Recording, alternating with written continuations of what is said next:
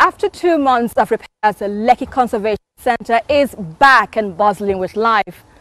Home to a diverse array of plants and animals, this Lagos heritage site plays a vital role in preserving the region's ecosystem. And let's not forget about the star attraction, the longest canopy walkway in Africa, offering the breathtaking 360-degree views from above the treetops. This and more will be our focus in this week's edition of Green Angle. Welcome. Yes, I am Esther Makwariola.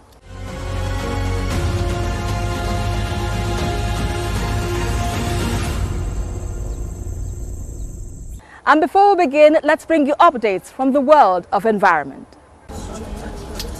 The event was graced by environmental conservationists, public officials and students from public schools, all gathering to witness the culmination of the program. We have mobilized young people, old people. The environmental program is a vital advocacy initiative aimed at fostering environmental sustainability awareness through educational programs and practical workshops within schools. Children are very strong influencers. They're subliminal, they're surreptitious, but yet they're very, very powerful.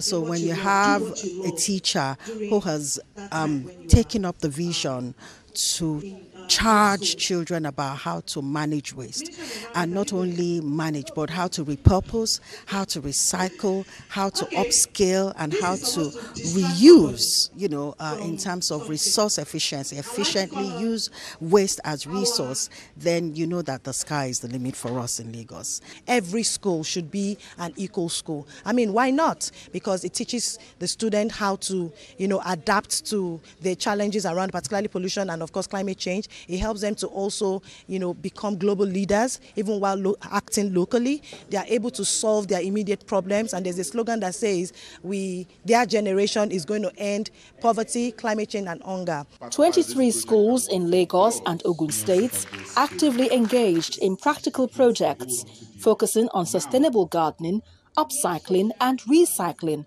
thus igniting a passion for climate action. Even our project too, it's a teamwork. We're not the only one but I brought up the idea, the hard work, everything. I'm the one pushing. And I'm glad we got to where we are now, and we won't stop. We're going to keep doing greater things with the plastics. Many things that we take as ways that are not useful are really useful for us. That it makes me to look deeper, that there's something useful. It's very encouraging, even to us, the older ones. And if we can get to as many schools as possible, we are going to see how this will grow. Some outstanding students and schools were recognized and awarded for their innovative contributions and dedication to environmental conservation, being of our planet. But rapid urbanization, deforestation, illegal logging and climate change threatens its existence. Of forest rangers. This event seeks to highlight the critical need to harness the power of innovation to protect and sustainably manage our forests. And when we talk about environmental protection, we don't actually mean environmental protection, we actually mean human protection. Because the environment will always protect itself. But when the environment protects itself, it does that at our detriment. Because we will not be able to stand when the environment protects itself. And that is why we ought to do it with the environment instead of the environment doing it by itself. So a day like this gives us an opportunity for us to reflect on the actions or inactions that we are doing that will be detrimental or will advance the cause of conservation, especially in this time we are talking about our forest estates. Concerns were raised about the disappearing mangroves and wetlands and efforts to address the worrying trend. This event is to emphasize the importance of forests and the need for sustainable management of forest resources. It is an opportunity to create awareness about our environment and secure our future. With Lagos State's population, which is growing by the day, we must address the increasing pressure on our natural vegetation, particularly due to housing and urbanization.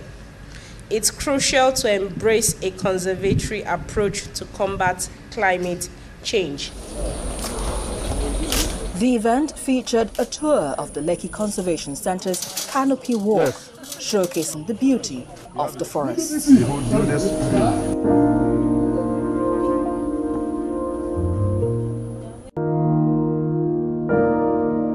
With about 401 meters long and 22.5 feet above the sea.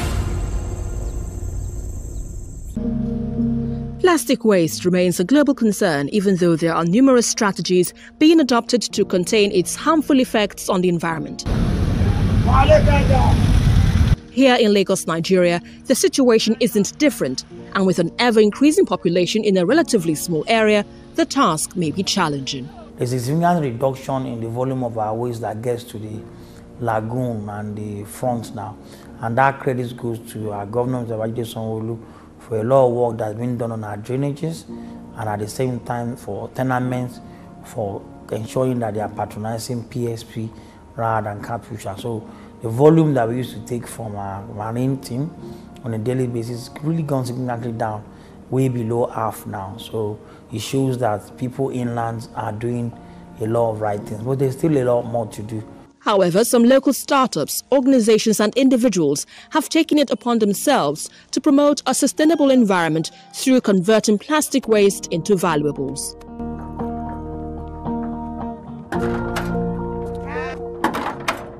Hi, good evening. Nice to see you. One of such is a school teacher, Mrs. Ekpeyang Nduenso, who is fighting plastic pollution through upcycling and recycling.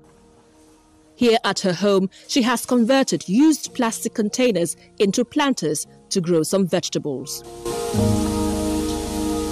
My interest in using plastic as a recyclable started in July, 3rd of July 2021, when FEP International came to my school. And they introduced Eco School Nigerian project. And in Eco School Nigerian project, they look at 5 aspects of it. They talk about upcycling, they talk about recycling, they talk about composting, they talk about organic farming and tree planting.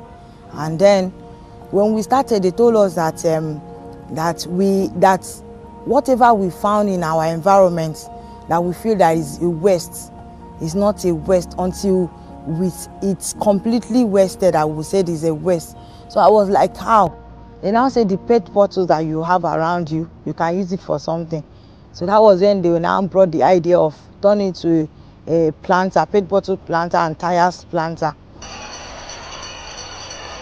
And at her school, where she is a science teacher, she enlightens her students about the dangers of plastic waste and trains them how to upcycle these waste into Ottoman seats. On the wall. So put this away. Creating this piece might look simple, but it requires precision and great skill. Count how many are here. Is the board balanced? All right, after we have done that, we are going to use cello tape. Okay.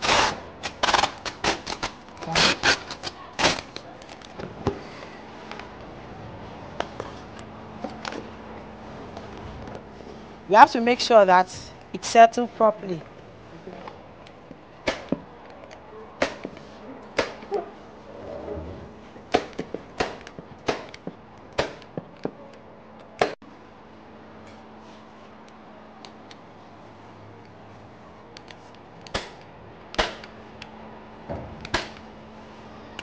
Hold it. Bitter leaf, Amy. We have to make it become smooth. It's just a technique. You use it, you know. If you don't, all right. So you don't do that one. Hold this. All right. Can you check well? Check. Don't check me. Check. Am I on it? Yes. Am I on it? Yes. Settle. Yes. Settle. Yes. Cool it down. All right. Put it in one of you should put it. Remove the stool. Sit on it and relax properly. Are you president? Let me sit on it. Sit on it, Rocky Bar. Yeah. With the help of recycling now, I'm able to gain more. What we did today like this now, I can be able to do it and generate income also. And I'll be able to impact skills on my fellow students and others too. Aside from these used plastics being converted into Ottoman seats, they're also given out to recycling companies in exchange for cash. The last time we collected money from our wallet, we used the money to buy things for the students. We bought them glass cup, and we also bought them water container. That's container for them to get water.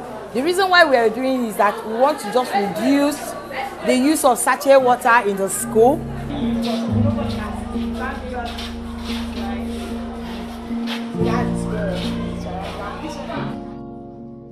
And that's about it on this week's edition of Green Angle. Until I come your way next time, remember, together we can build a sustainable world. I am Esther Makwariola. Bye for now.